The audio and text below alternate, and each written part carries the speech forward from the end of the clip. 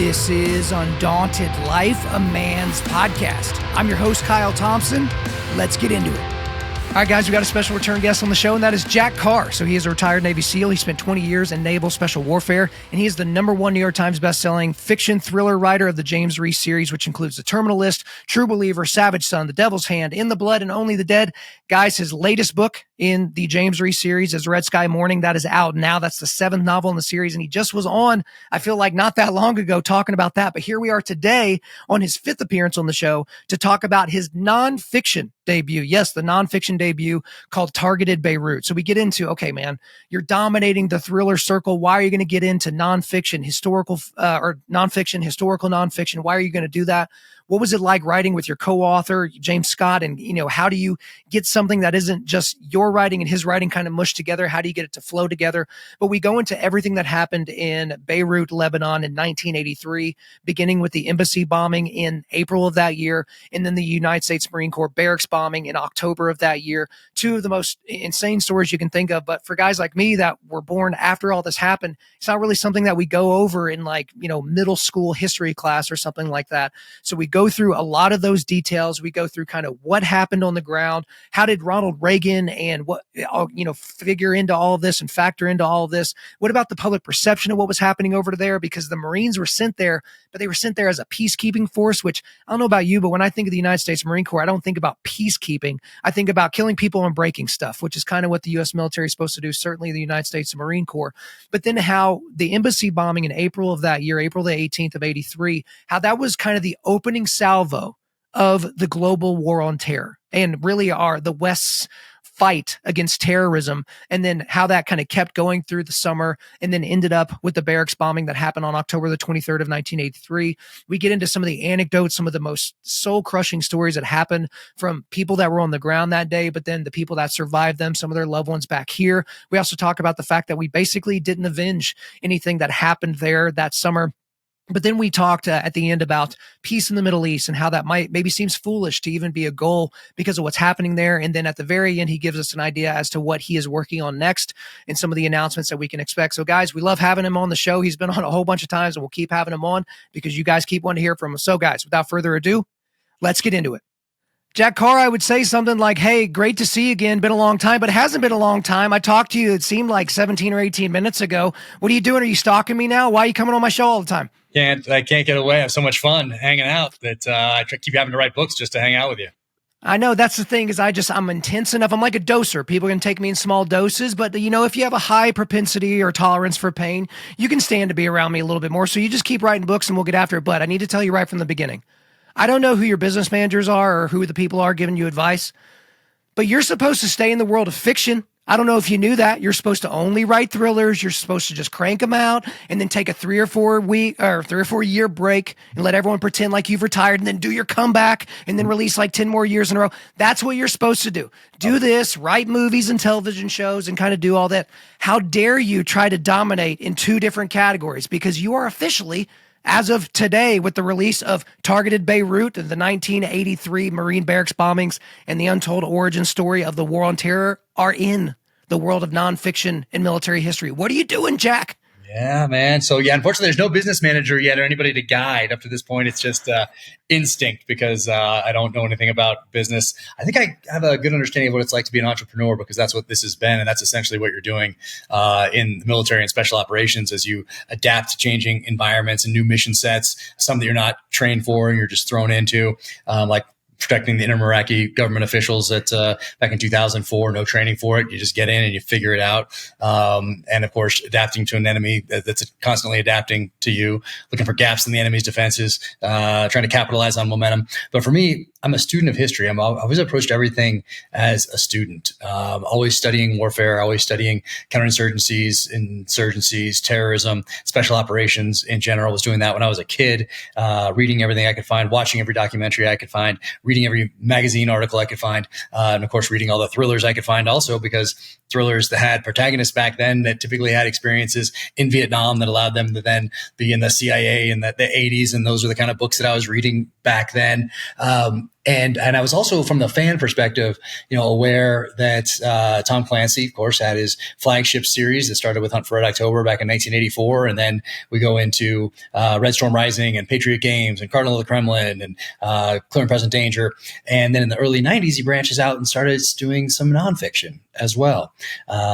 Frederick Forsyth had a nonfiction work early on as well. But so I was very aware of it from the fan perspective. And I weave a lot of history into the books, as you know. And on my social channels, I talk about different terrorist events and try to capture some of those lessons learned so they're not forgotten. But when I thought I'd built up enough political capital with Simon & Schuster to be able to make a pitch for a nonfiction series, then that's what I did, and told them that I wanted to look into these different terrorist events, start a series called Targeted, try to capture lessons learned at the strategic, operational, and at the tactical level, and also try to humanize these events. Because, like in this case in particular, you have 241 dead Americans in October of 1983 in Beirut, Lebanon.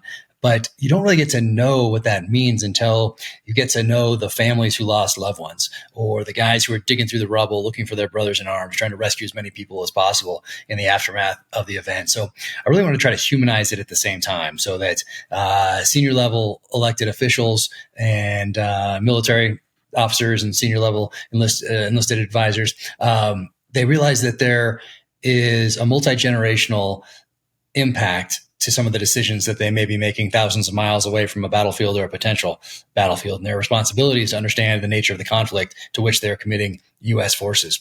So I wanted to capture as many lessons learned as I could in this, and I wanted to humanize the experience for those who were there. And it was such an honor to have them trust me and James Scott. Also, I wanted to write it with a historian who knew what they were doing, because there are so many things that you have to get them right. In the thrillers, I can say, if I get something wrong, I can say, oh, it's fiction.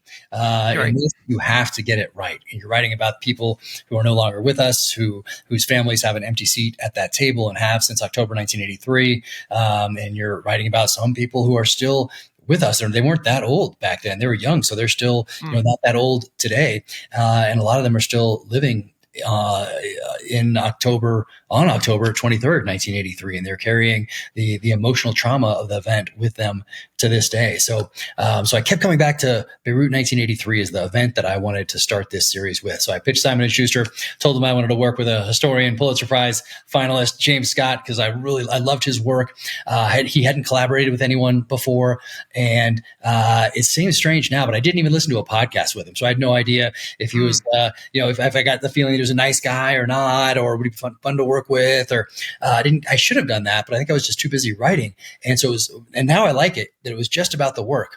And so I was talking to my agent, my publisher, about this, and they said, well, who's his agent? And I looked in the book, one of his latest ones, and I was like, let's see, in the acknowledgments or author's note. And I was like, well, he's thanking somebody named John Glessman. And my publisher and editor, Emily Bessler Books, Simon & Schuster, she says, what? That's my husband. They both work in the same industry. Oh, so wow. It connected us. We hit it off, and he was interested, and off we went to the races. But for me, it was about that, diversifying into the nonfiction space, creating more readers, capturing, in this case, these lessons. And I wanted also for Beirut 1983, there wasn't that, like, if you had asked me, hey, what book should I read on Beirut 1983 or on the Marine barracks bombing? There's not really that one book that you can point to say, oh, you got to read this, or you got to watch this movie, or you got to watch this documentary. They don't exist. There's a couple books that are written back in the 80s about it, but now there's so much time has passed. There's been so many declassified documents, the Reagan Library archives, and there's enough time and space where you can really examine what happened there. So I kept coming back to this as the one to kick off the series. Pitched Simon & Schuster on it. They were on board, and then talked to James Scott, and he was on board as well. So off we went to the races. So it's about a 2.5 year thing. And when I pitched Simon & Schuster, I said that it's going to be every year. And about 2 weeks later, after we started, I called them back and said, hey, I know what I said. I know what the contract says. But in order to do these stories justice, it's going to be at least 2 years to do this type of research the way that I want to do it for a book like this. So it's every 2 years, or possibly more, however long it takes to get it right. Well, I appreciate all that detail. I will say, as soon as I got the email announcing that you were moving into the nonfiction world, the first person I thought of was Jim Carrey, because I was like, he just hit comedy banger after comedy banger after comedy banger. And then he's like, no, I'm a real actor. I can do all these serious shows and things like that. And the thing is he just was never the successful kind of like serious drama actor. Everybody wanted to see him being goofy. And I was like, oh no, I wonder if this is going to be like Jack's, Jim Carrey moment. And that was until I read the book. And because I didn't really know what to expect, because you got, a successful thriller author and then like just like a by the book historian. But I will say different parts of the book read like fiction, and I mean that as a compliment, because you were getting down on the ground level and doing these anecdotes about these individual people. Like, I just remember that it was very poignant. One of the young Marines that died, he would give roses to the gals that worked at the same building that he worked in. And that's like, you know a lot about a guy that thinks that much about the women that are in his life that are even just tangentially related to him. And so that's what it felt like. And so I guess just to get a little bit more into what it was like writing with James Scott, because this is the first time that you wrote with a named co-author, and y'all have very different backgrounds. Now, you might have similar interests, you might have hit it off from a personality perspective, but everyone that's been in a college program knows this, especially if you're a highly conscientious individual. If you're put in a group project and then there's another person that's 98th percentile conscientious, you would think, oh, that's a great thing. It's actually a terrible thing, because both of you are going to want to take over the writing project. And if you each write half of it in your own style, then it's going to seem like two separate papers. So how do you avoid that as you're going into a, multi-hundred page book, from making it not seem like two separate books that were just mushed together? Yeah. Well, there's a lot to it. What's great about just the thrillers is that if they don't work, that's 100% on me. There's no one else that helps on those. 100% on me. Same. And screenwriting, totally different. Exact opposite of that. It's such a team effort in the writing process, in the writer's room. Yeah, one, maybe two people are attached as the writers of an episode, but it is such a team effort at the writing room level. And then once it makes its way up the chain and then back down with notes from the top of Amazon all the way down, and then addressing those notes and then changes, and then the actors get involved, other executive producers are involved, everyone has their notes. So just to say it's a team effort is kind of not doing it a disservice, because there are so many people involved in creating those scripts and then creating the show from there. So complete opposite of the thrillers, which are just me. And then this is kind of a middle ground between those. It's not a huge number of people like it is in writing a script, but it's not just me. So it's the two of us. And luckily we got along fantastic. We talked about it because I had to talk to him first and say, are you interested in Beirut 1983? Because I'd already chosen the topic. I already had it outlined where I wanted to start with the embassy bombing in 83, where I wanted to end with the aftermath of the bombing, and then the assassination of one of the lead planners in Damascus, Syria in 2008. So I had it generally outlined, and James was 100% on board with the whole thing. And then he brought his expertise in research and going into those archives, doing those interviews, and being the amazing person that he is. He got to conduct the lion's share of all of these interviews and build trust with these guys, because I can see it going another way if you didn't build this trust initially, because they're trusting you with this story that was so impactful in their lives. And a lot of them had a hard time going back to that. It took a little while to get them back to that story because they compartmentalize it. And then others are still there, are still on October 23rd, 1983 to this day. And then you have everything in between as well. So I think that we both from the get-go wanted to get out of the way of this story. We both from day one, from our first conversation, talked about, hey, this is not our story. This is the story of those people who were there, of the families who lost loved ones. How do we get out of the way of this story? And the way you do that is by putting it into these different perspectives. Dr. John Hudson, we had, I think, over 600 letters that he had sent home to go through. We had audio tapes of his voice that he sent home from Beirut. We had over 1,000 total letters to go through from people. And then you had to pick which ones to tell this story through whose eyes you're going to tell this story through in order to humanize it and in order to get out of the way of the story. So instead of me sitting there just making everything up like I do in the thrillers, or me and a team being part of a team and giving notes and me writing an episode of the show and having it go up the chain and back down and having things change because of locations and actor schedules and all these things that people don't think of that impact a script. It's let's tell the story in the words of the people who were there, who lived this event. And let's recreate some of those moments at the executive branch level that we now know exist because of declassified documents and Reagan's diary. So it wasn't my voice. It wasn't James's voice. It was the voices of those people there. Neither one of us is making anything up. So I think that really helps. It might be different as far as finding a voice if you're making something in the fiction space, but in the nonfiction space, when you're really trying to tell the story through other people's voices, then it's their story, if that makes sense. So it's so that's why I think the tone remains the same throughout, because it's the story, it's other people's stories, not ours. Well, it's also the level of detail, because one of the things is if you want to work in generalities, you can tell a story. But if you want to tell history, you have to really dig into the individual details and just let the quotes live for themselves. Obviously, whenever you're talking to people, you don't know exactly what they're going to say, because look at what you just said earlier. You have some guys that have kind of moved past what happened in 1983, and other guys, they can still smell, the cinder blocks and the concrete and the rebar and the rotting flesh. And it's a very different thing. And just to kind of give the audience an idea of what they're getting into whenever they get into this book, there are 3 quotes on the first page of the book, and they're this: "Blessed are the peacemakers, for they shall be called the children of God." That's Matthew 5:9. There's "Beirut is not hell, but you can see it from here." That's a description from a U.S. service member that was in Lebanon. And then William Quandt, who's a Middle East expert, he said, "Lebanon is a harsh teacher."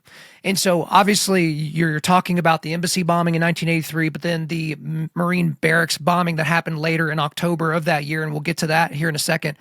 But you go into a lot of detail on both of those things. And for people that are at least somewhat aware of that happening, the details are helpful. But what I feel like is very helpful for us and for me, because this happened 3 years before I was born, Jack, is what was happening in the early 1980s in the Middle East more broadly. So, and you can jump into Lebanon specifically, but my understanding of the Middle East is, Old Testament scripture and the GWAT. And then there's a bunch of stuff that happened in between that affects both of those things. So give us a high level overview, early 1980s, the Middle East. What kind of powder keg were we looking at? Yeah. So, I mean, it's confusing even to me after having, written this thing and keeping everything between the government of Lebanon, the Druze, the Sunni, the Shia, the Mennonites, the Israel coming in and out at different points at the same time. But I mean, you could go back to Iran in the 60s and look online for pictures of Iran in the 60s and early 70s, and it's beautiful. There's some amazing photos out there. Same thing with Afghanistan. People used to go backpacking in Europe in the 60s, and they'd take an exotic adventure and head over to Kabul as part of their backpacking through Europe experience. They'd head over to Central Asia and spend a few days there before getting back to Europe. And it was a very common thing. Get photos, and same thing. The photos there were beautiful. And some friends of my parents did that in the 60s. And I remember as a kid seeing those photographs of Afghanistan and hearing about the mountains that they climbed while they were there, and the different places that they visited. And I distinctly remember that. Then things start to change. Of course, one of the main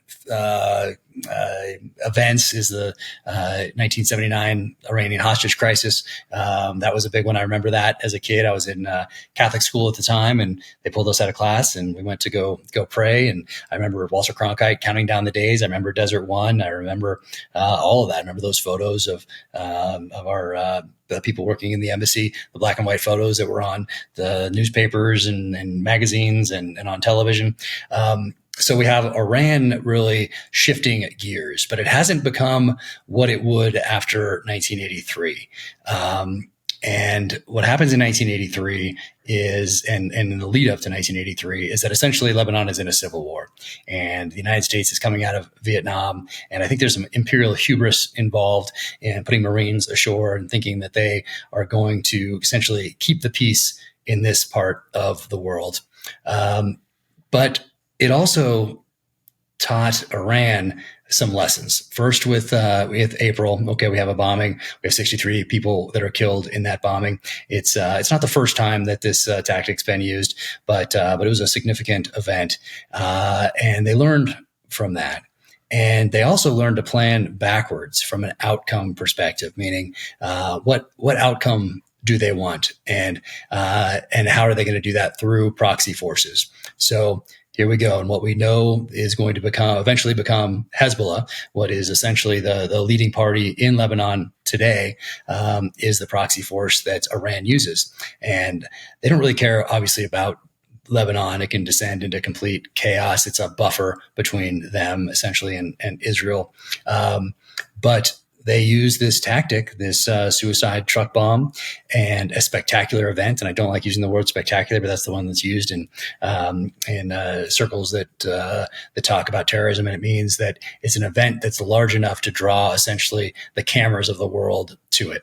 And that was what this was. And it was the first time that they got that outcome that they were looking for, which is the U.S. to leave. And we talked tough. The administration talked tough in the aftermath of the event in, let's say, October and November and December of 1983. And then we slowly and quietly leave in October of in early 1984. And that taught not just Iran a lesson, but other terrorist organizations around the world a lesson, and that's that terrorism works. They got the outcome that they wanted. And really, that's been the model that they've used ever since. And that's the model of using proxy forces, using spectacular events, using terrorist events to get an outcome or to exert pressure to get a political outcome.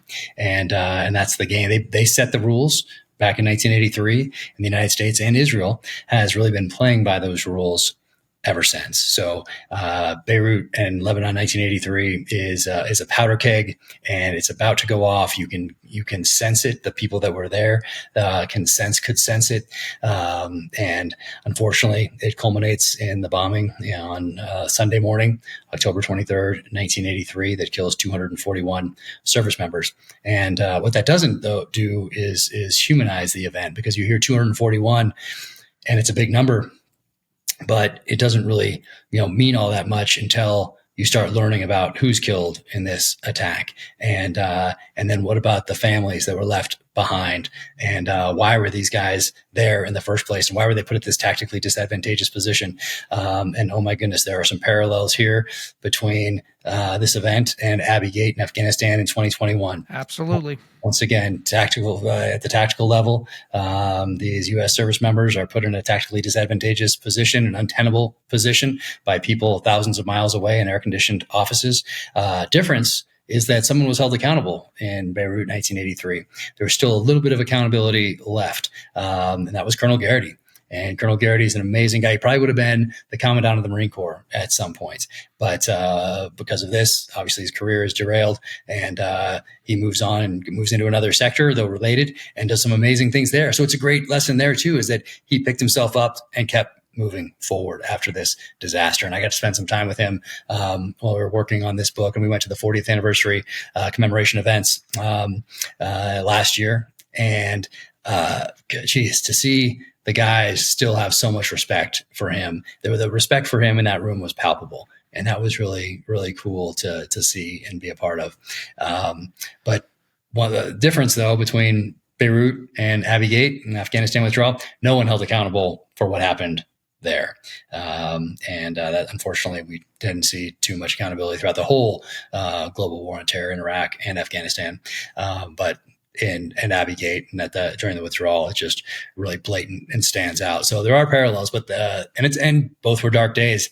But what I will say is that the same U.S. service member who's there to respond to the event in 1983 is the same U.S. service member that was there to respond to Abbey Gate. This building comes down on Sunday morning in October of 1983. Bomb goes off at Abbey Gate. We have Americans dead, and other Americans there.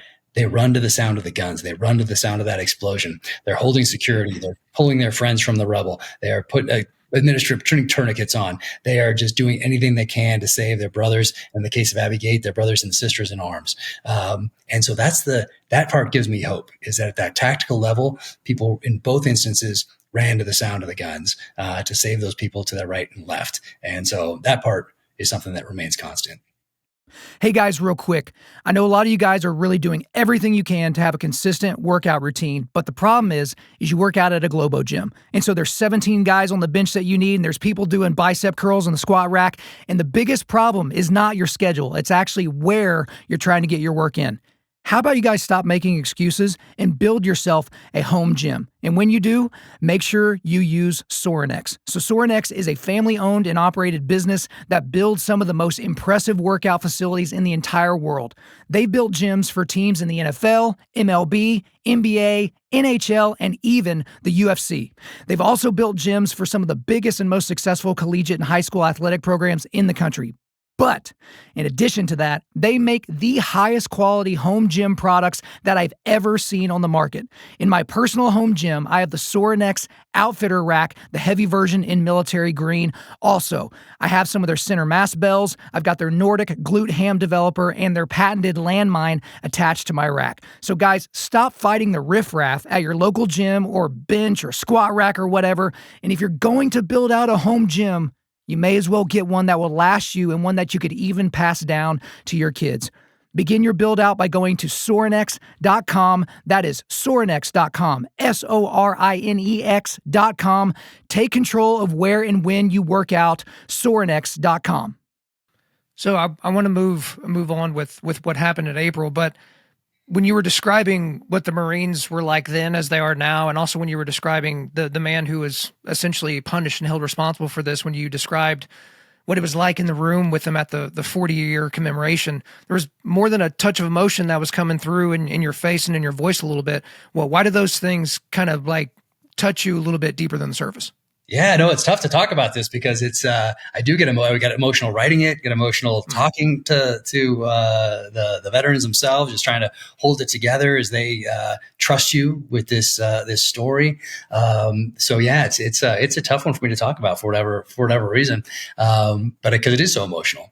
And in the fiction, in the thrillers, I get emotional during some chapters that I'm writing. When I go back and read it, proofread it and edit it, I get emotional then too. And that I know that I'm on the right track. If there are a couple of places in each book where I'm getting emotional, then I know that I'm on the right track. And maybe if that never happens in a book one day, then it'll be time to move on. But it's happened in every book thus far. But when we're talking about this, it's just so near and dear. Just because probably the experience in the military, or just thinking through what these guys went through, and then what the families had to go through that still have that empty seat at the table to this day. So it's it was emotional to write, and it's some parts are emotional to read. Well, if you ever cast me in a minor role in the terminal list and one of the things required of me is crying, all you got to do is show me a video of like a military return or men showing up in their dress uniforms to the front door of a family member or a family whose, beloved son is not going to ever be coming home. And that'll get the waterworks going for me. And that was the same thing when I was reading Targeted Beirut. When you do the anecdotes, especially, y'all spent a lot of time, especially after the barracks bombing, when you had these groups of two having to spread out all over the country to do these in-person at the front door announcements to these family members. And it's just like, oh my gosh, I'm just thinking like, what if that was my job? But then you also did a really good job of helping me not only see like, man, what would it have been like if that was my job, but what it would have been like if I was the one unlocking the door and opening it, knowing exactly precisely what I was about to hear. And man, you guys do a really good job of that. But getting back to April 18th of 1983, this was the U.S. Embassy bombing in Beirut, as you mentioned. There were 63 people killed, 32 Lebanese, 17 Americans, and 14 other visitors. But there's a quote from the chapter where you really get into this that I think is fairly poignant. The front of the embassy center wing collapsed like a house of cards, burying the lobby under an avalanche of broken concrete, rebar, and splintered desks and file cabinets. The attack would prove to be not only the bloodiest assault on an American embassy, but the opening salvo in the nation's 4-decade war on terrorism. Everything, as one survivor recalled, went black. And so, Jack, as you've already mentioned and alluded to, if you're trying to give the history of the Middle East in 60 seconds, it's not possible. You couldn't do it in 60 minutes. It's an almost impossible task to really understand. So when you talk about the fight, the West's fight against Islamic fundamentalist terrorism. It's hard to pick one event and say that was the opening salvo, like that was Lexington and Concord, if you will. So for you, and I guess for you and your co-author, why was the embassy bombing, why was that the opening of what would eventually become the GWOT? Because it was the opening shots, and really it's like that jab and then comes the cross in October type thing, or maybe there's a couple of jabs throughout that summer. And even someone who is fairly in tune with different terrorist events and their impact on U.S. foreign policy wasn't clear on what had happened between April and October. I was obviously aware of both, aware of the impact of both, but I really wasn't clear on what had happened between those two events. And that's because that was in the days before social media, before independent media, and there was no seminal work on this subject yet that talked about it. But we had casualties throughout that summer. And on the home front, the administration was doing almost everything they could to try and keep these Marines in viewed through the lens of peacekeepers. They kept repeating the word peacekeeper over and over and over again. And when someone got killed, it was, well, was it direct fire or indirect fire? And well, a sniper shot is pretty direct, I'll tell you. But they were trying to use language essentially for political means. And that's nothing new. But in talking to these guys, they were most certainly 100% in combat between April and October of 1983. And it's really where this whole season, this whole year, is where politics and combat collide. And they collide in Beirut, Lebanon. And yeah, opening salvo, opening shot. And of course, I use that terminology because, of course, we had 1979 Iranian hostage crisis. There are other things, but this is the model that was then used going forward up to and right through today. So this is the model. So that's why I thought it was appropriate to use those words for this event, because it was such a turning point. If you go back to 1979, you go back to some other events, they are certainly significant, of course. But when you look at the model that our relationship with Iran in particular through its proxies was based upon from a date forward, well, that date is really in 1983, is the year 1983. That's when the model was set. And really the repercussions of the event still loom large over U.S. foreign policy today. Well, so you mentioned the foreign policy. That was one of the more interesting things about the book for me, because I didn't really know what to expect going into the book again, because this all happened before I was born. I was very, very ignorant about basically all the details. But the book ended up being kind of a mini biography of Ronald Reagan, and you had a lot of looks behind the curtain. This isn't just a military memoir. It's not a military memoir at all. It's not just a military history book. It's also a policy book where you're digging into kind of what was going on behind the scenes, because you kept talking about the public started losing their patience, right? And the thing that's interesting with that, it's like, yes, you're an elected leader, but you're also leading the entire military, and the generalized person in the public doesn't really understand the machine that is the military. And so why would their opinion matter? Well, their opinion matters because they can vote you out of office. And so there's always that push and pull with, what do we let the public know?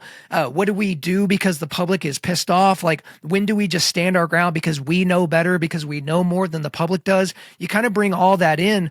But I want to talk a little bit about how the United States, because you've already talked about it, basically had leashed the Marines. There were very restrictive rules of engagement. The Alpha Company there, the Marines, they had a sign that was outside their mess tent that said the "Can't Shoot Back Saloon." Yeah. And so that's all funny until guys start getting killed. It's kind of all fun and games until something gets broken. There it is. So guys, if you're only listening to this, he's showing a picture of that exact sign that was outside their mess tent.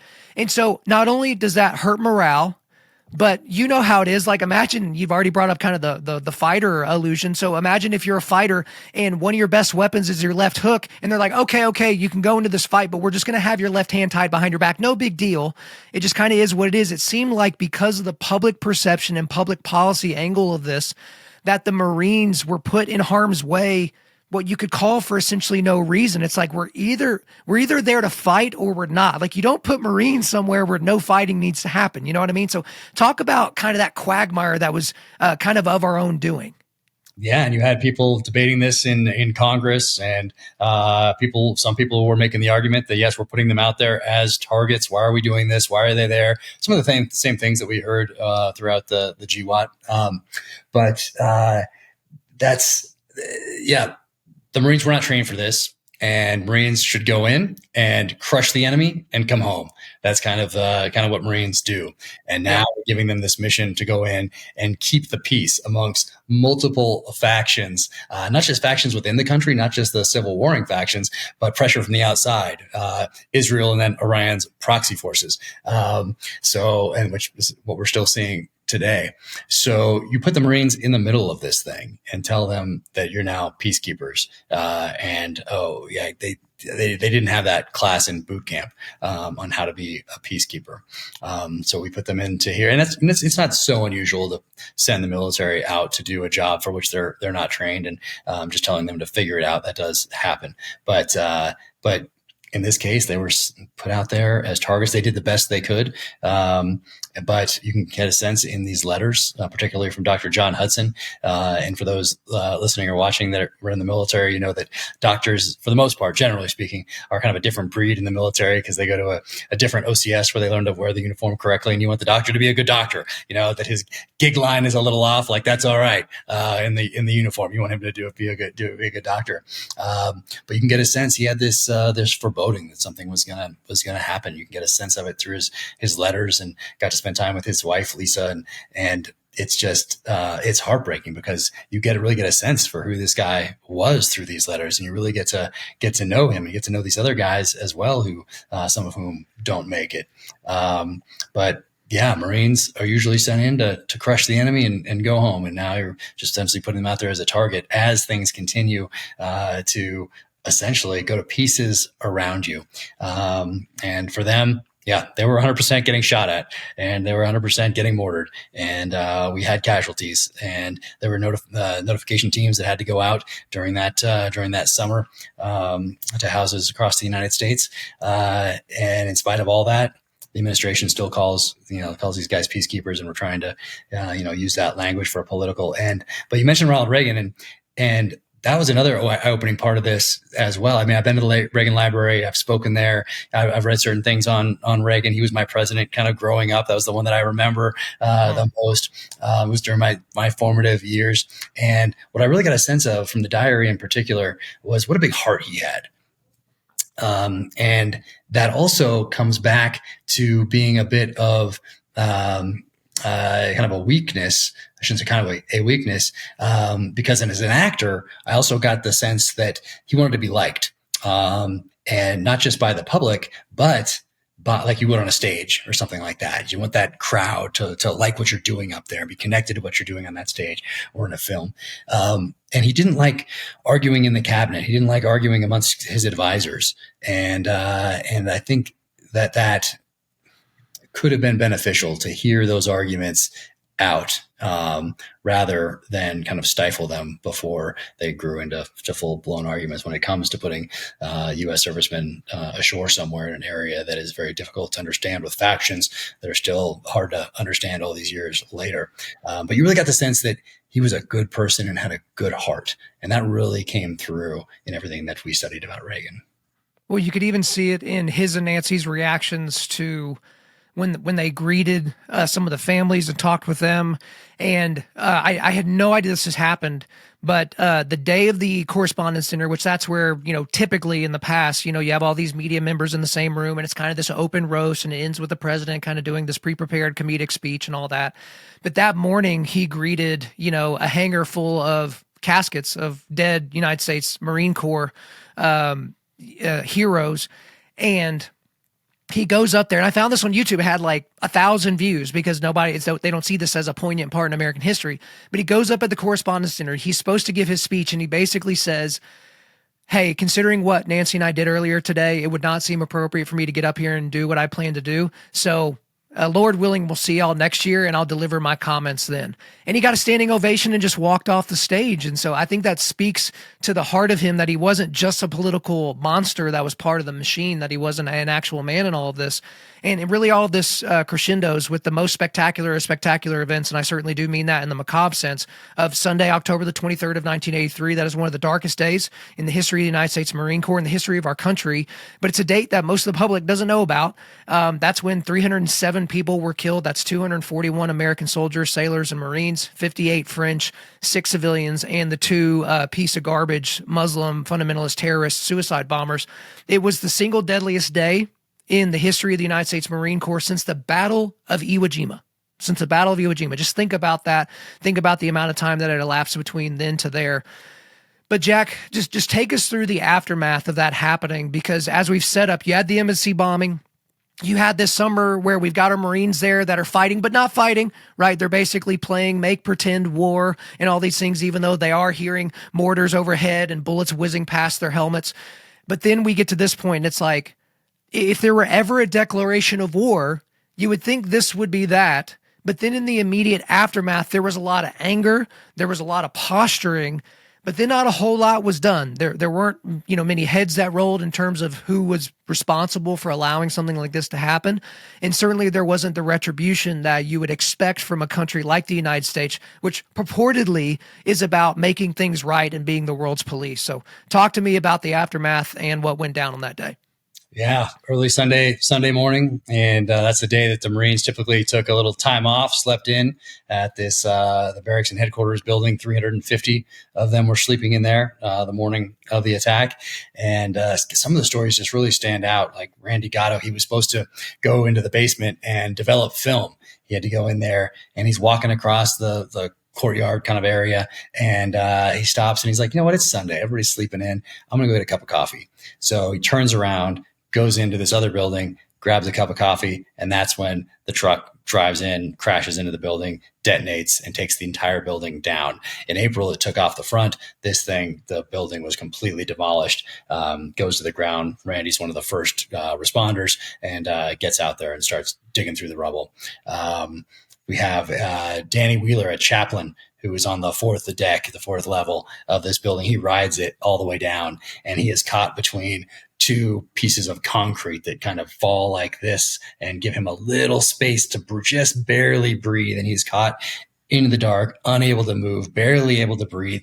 As they're digging him out, he feels this concrete just crushing him a little bit more and a little bit more until he feels his hand. That's 5 hours later, 5 hours in the darkness. And as a chaplain, he's talking to God. He's having an argument with God, and he's thinking back about these Louis L'Amour novels that he liked to read. Thinking about the cowboys and miners who were trapped in cave-ins and mines, and how they had to battle through and dig themselves out and that sort of a thing. So he was thinking about those things, and he's the last person pulled alive from the rubble. You have people like dentist Gil Bigelow and Jimmy Ware, and they're trained up to do root canals and teeth cleaning, and they end up really running the rescue and recovery operations that day.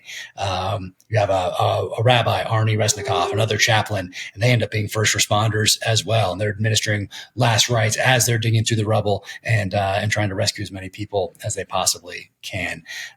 Don Howell, he's in the basement, sleeping in the basement that night, so the building comes down on top of him in the basement, and he's in the complete darkness. He hears some other voices, hears some other screaming. Someone's next to him who wasn't next to him when he went to bed, or close by anyway, and he can hear them. He's like, "Who are you?" And where were you? And the guy's like, "I was on the 4th deck. Where am I now?" "You're in the basement." And he closes his eyes, says the Lord's Prayer, and then opens them, and he sees this little shaft of light, and he starts digging that way and digs himself out. So those first responders, the way they describe, when you get to that part of their stories, the way they describe what they saw and how they describe the body parts and the limbs and the arms and the legs and trees and on the ground, and the way they describe this scene, and all the dust in the air. It's tough for them. It's tough to listen to and write about. But they went to work. Like I said, with K-bars, bare hands, shovels, maybe a crowbar, but they get to work. And then it moves into recovery, from rescue to recovery. And luckily, the dentists had done had kept records of everyone's of teeth, dental records, but they were in the building, and so somebody had to crawl down into this building and find a file cabinet that miraculously survived, and that's where the dental records were, and that's what they used to identify a lot of the bodies. They were flown to ships offshore, and the same crew that identified a lot of the bodies from Jonestown came in to identify the bodies here. So it was a long, arduous process. The people back home didn't know if their loved one was alive or not. They're watching the news, trying to catch a glimpse of people in the background. One horrible story of a family thought they saw their service member alive on a video, and it ended up not being them. And then we move into placing that blame, and that's going to fall squarely on Colonel Garrity's shoulders, from Tim Garrity, and really we didn't learn the lessons, or at least we didn't apply the lessons of Beirut going forward. You have someone testifying in front of Congress that says, as the Congress people are grilling him on the tactics of what happened that day, like where was the perimeter fence and all those things that are important. But he said, "You're missing the point. What's it going to take? We're in a new war. This is a new kind of terrorism, and we're not trained for this. This is a new kind of warfare, and it's terrorism, and we're not trained for this. What's it going to take? Is it going to take somebody flying a plane into a building for you guys to wake up?" And that's almost word for word. At least the general gist is right, anyway. And that is almost 20 years, not quite, but 20 years before 9/11. So it's. We feel those repercussions today. Unfortunately, it was a dark day for the Marine Corps, so it wasn't raising the flag on Iwo Jima. It was a darker part of their history. So when talking to these guys, also they kind of feel that they do feel that they were forgotten about by the Marine Corps. The Marine Corps wanted to move past this because it wasn't a glorious day in their history, and the guys that were there recognize that, but they have this camaraderie, just like when you go through a crucible with someone, and it's not that many people that this impacted. It wasn't like World War II or even like Vietnam. There was a very small number of Marines that were stationed in Beirut, and they're very close because of that. So Beirut Veterans of America is an organization that brings them all together every year for the commemoration events. But I feel like it was an honor to tell their story, because they almost to a person said, finally someone's going to tell this story, because they thought it was forgotten about, essentially. Finally someone's going to tell this story. So for me, it was just an honor and just humbling to be able to do it and to be able to get out of the way of their story. Well, you were able to tell the story, and you were also able to elucidate what went on afterwards. I want to read a quote from the book here. "In the end, America would never retaliate. The deaths of 220 Marines, 18 sailors, and 3 soldiers would go unavenged. America's only response would be to designate Iran as a state sponsor of terror in 1984, which is like, okay, like what exactly does that mean? Again, that's more of a policy thing, and lawyers might get excited by that, but most of the planet knows that doesn't do anything to even the score. And the thing is like, I'm a really competitive guy. I don't like when anyone gets a one up on me. If you and I were playing checkers and you beat me, it's like, all right, best out of 3. And if you beat me again, all right, best out of 5. And we will just keep this going until I get the upper hand. I feel like America kind of has that chip on its shoulder, at least it used to. Is this kind of where we first see that America wasn't really interested? You go from, as you've talked about a lot, from the Department of War to the Department of Defense. We go from, no, we're going to win wars and end conflicts, to we're just going to, do what we can to pinprick these things here and there to see what we could do to control things. But we're not going into conflict trying to end it. We're going into conflict trying to not make things worse, which how it goes. If you enter into a play, whether you play football or something like that, if you go in just trying not to get injured, you're probably going to get injured. Right. It's kind of one of those things. So take us through what happened afterwards, because that's probably the most shocking thing to me. Because again, this is unfolding for me because I wasn't watching it on the news. I'm like hearing all this information for the first time. And when I got to that quote, I was like, there's no way. There's no way that we just let this go unavenged. Talk to me about it. Yeah, that's exactly what happened. And that's why they took the lesson that they did, that terrorism works. Colonel Garrity said something very similar. And that's the playbook that they've been using to this day. Yeah, we do respond after 9/11, that sort of thing. But then what do? Well, we go in and we make a situation essentially worse in Iraq and Afghanistan. Afghanistan first, then Iraq, obviously. So we still don't do a good job of learning the lessons from the past. And when we talk about, let's say specifically Afghanistan, we had the Soviet experience from 79 to 89 that we could have looked at. And if we did, we drew the wrong lessons. And we could have ended that thing by essentially December or at least early spring 2002. But instead, we end up committing untold thousands of forces and untold thousands of dollars into this thing, and then leave it behind in a similar fashion that we left Beirut after a bombing. And we're in the middle of leaving in Afghanistan. In Beirut, it really causes us to leave, but this stuff works for these guys, and especially proxy forces, where there's a little bit of distance. And I'm not sure why we think there's not much distance between an Iranian proxy force and the Iranian regime. And then for us, we fall into this trap time and time again. Is we have so many people and so much money that we can sit in a country for 20 years and lose for 20 years and then pick up and go home. I think about Israel, like they have to fight short wars. They can't. They need to move them outside of their borders. So I think they're struggling with that right now. They can't support that kind of folly. So that's why we're seeing some messages being sent to the Iranian regime through assassinations. We saw some today in Lebanon. We're recording this on where we have some sort of upstream disruption of pagers that take out a bunch of people. There was someone taken out in Tehran a couple weeks ago. Somebody else, a Hezbollah leader, taken out in Lebanon. But these are very symbolic killings, symbolic what they call findings or assassinations. And we didn't do any of that after 1983. And I know that we had the capability to do something. Eventually, we find and I don't like to use the word mastermind, but the lead planner of the attack, find him in Damascus, Syria in 2008, and was probably a joint CIA Mossad operation, probably some technical intelligence on the side of the United States as far as finding him, and then probably the use of an Israeli type of a proxy force to plant an IED in his vehicle and kill him in Damascus, Syria. But that was many years after the event, it seems, and he was involved in quite a few different terrorist events between 1983 and when he's killed in 2008. So, but we really didn't do anything in direct retaliation. And looking back, was that a mistake? Well, it sure seems like it, because we're still playing by Iran's rules today.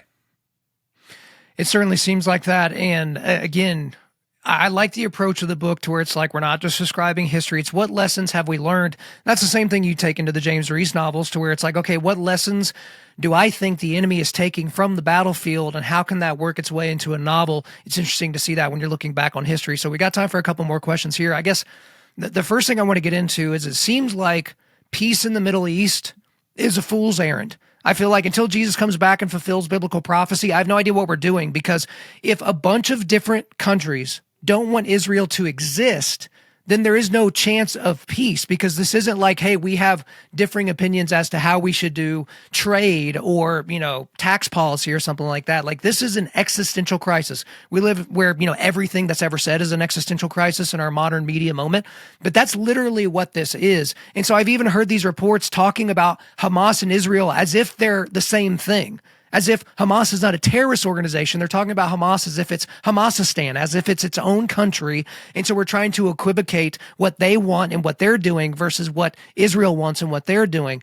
And so we see the weakness out of the White House, whether it's, Joe Biden, who's technically still the president, or who could potentially be in the White House after him, Kamala Harris. And we see what weakness from the biggest chair in the country does, and what it does to embolden our enemies all over the world. But when people talk about so-called peace in the Middle East, Jack, do you see it as a foolish aim, just like I do? Not that we shouldn't, do the Abraham Accords, not that we shouldn't do some of these, hand, shaking events or something like that. But gosh, it just seems like we're not going to get anywhere ever. Yeah, no, it does. It does seem like that, and the moral equivalency thing that is used now as a weapon, where Israel's held to a different standard, and its ability to retaliate on the world stage is very interesting. But I do have hope because of those pictures that we talked about earlier from the 60s and 70s. And in Iran in particular, there is, and we've heard this for years, but the more people I talk to, the more I think, hey, it's not just a sentence here, a hopeful sentence here and a hopeful sentence there from somebody. But I'm talking to people who have contacts throughout the entire region, and their most recent reporting, at least to me, and some of the things that they've written, say that there is the strongest undercurrent of support for a more I don't really want to use the word democratic, but a different form of governance, specifically in Iran. And we've been hearing that for years, and it's so closed off that it's hard to, I think, coordinate something like that. But eventually, I think that's that'll happen is that regime that has been in charge since 1979, essentially, is going to go away, because these freedoms that we talk about and that we happen to have enshrined in our Bill of Rights are natural rights. They're not something that was given to us by our government and exists solely in the United States of America. Maybe they exist solely because we've enshrined them in the Bill of Rights and protected them and given our putting limits on our government from the beginning, although that's obviously expanded over the last couple hundred years. But these things are natural. You don't need to be, you could be dropped into any place on Earth from outer space, not know where you are, and suddenly attacked. And you wouldn't have to be told that you should defend this gift of life. That's a natural thing to do. Right. And right. Gift of life. And we just happen to have these things enshrined in our founding documents, but it's natural. Point being that there are younger people in Iran that don't hold the views of the ruling class. So there's something there. And that's something probably Iran's going to have to figure out for itself at some point. But peace in the Middle East, we've all heard it throughout our entire lives. And what have we seen? Essentially the exact opposite of that. And of course, it doesn't look like it's going away anytime soon. Well, Jack, that is Targeted Beirut, guys. It is available now. It is in the show notes. So we're so happy that you spent some time talking to us about it. But here's the thing, Jack. I have not seen any announcements about what the future holds for you. There's not an announced 8th book in the James Reese series. We don't have to talk about the ending of number 7, but there's not an announced 8th book. There's no announced targeted follow-up book or a different one. We know you're writing for the Terminal List spinoff series, Dark Wolf with Taylor Kitsch. We know all that, but we've seen some pictures, all right? We've seen that you're writing something. And hey, man, it's just me and you now. Everybody else, no one's listening. So just tell me precisely what we can all expect going into 2025. Let's go. Yeah, well, since it's just us.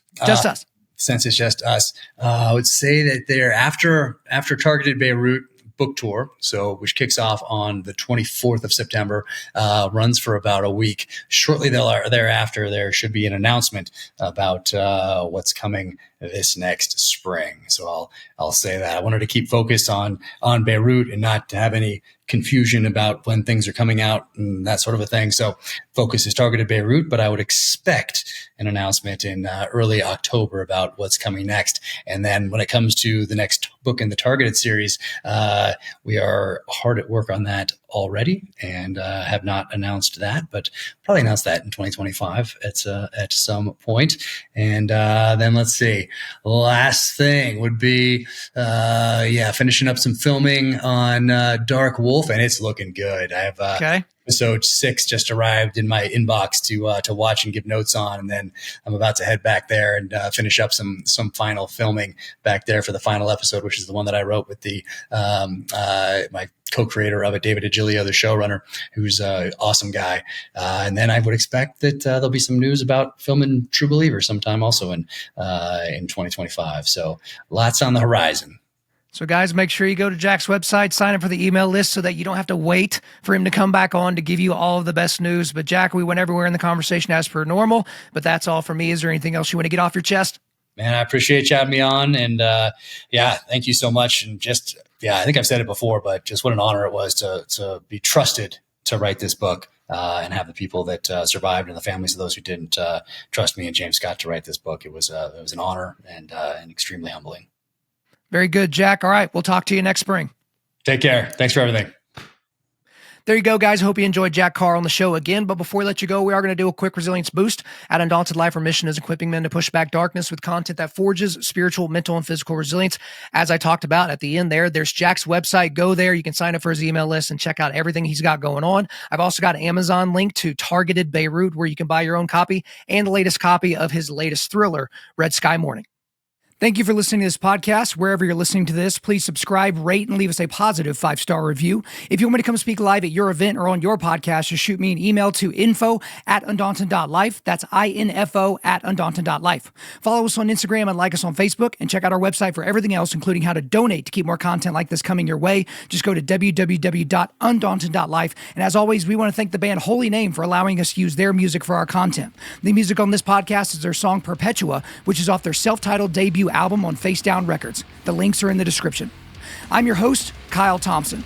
Remember, keep pushing back darkness, keep forging spiritual, mental, and physical resilience, keep seeking the Lion of Judah.